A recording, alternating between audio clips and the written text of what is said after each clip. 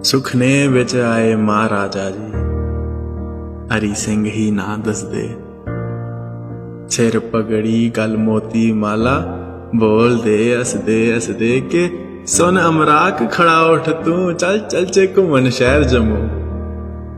मी दसंग तुगी के कहा पहले, अज के आए दसिया तू। ओए क्या त्यार मैं शैल बड़ा मी राजा जी कन्ने घूमना। किन्ना किश उन्हें सुनाना मी, किन्ना किश उंदा मी सुनना। लिया टांगा पिंड नवे शहरा, दिखदे सुनदे जांदे जादे। भला सपाइया डोगरिया, गीत ही राजा जी गा दे।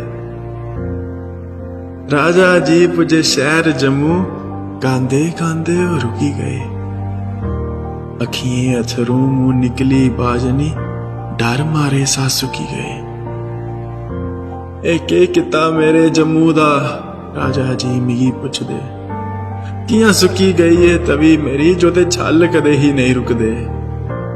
ना मुबारक मंडी दा बदलो, अफसोस मंडी रखी लो। के किश करिए बनाया ए सब, शर्म करो थोड़ा चकी लो।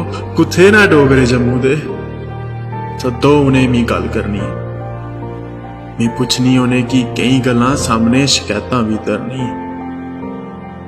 जम्मू दा इक रोने आला, छपी गया राजा जी दे कोला।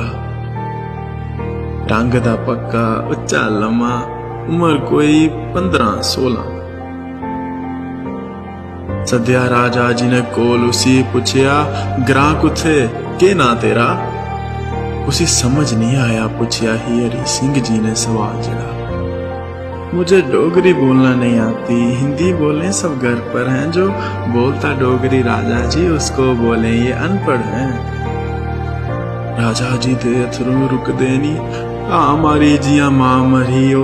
चली गए किश बोले नहीं है, कविता गई मेरे हाथ तरी। चंगा गया हो गए टुरी, दिखने पहला ए नया जम्मू। किश करी जे सकदे करी लवो, नहीं ते थे गया जम्मू। किश करी जे सकदा कर मराक, नहीं ते थे गया जम्मू।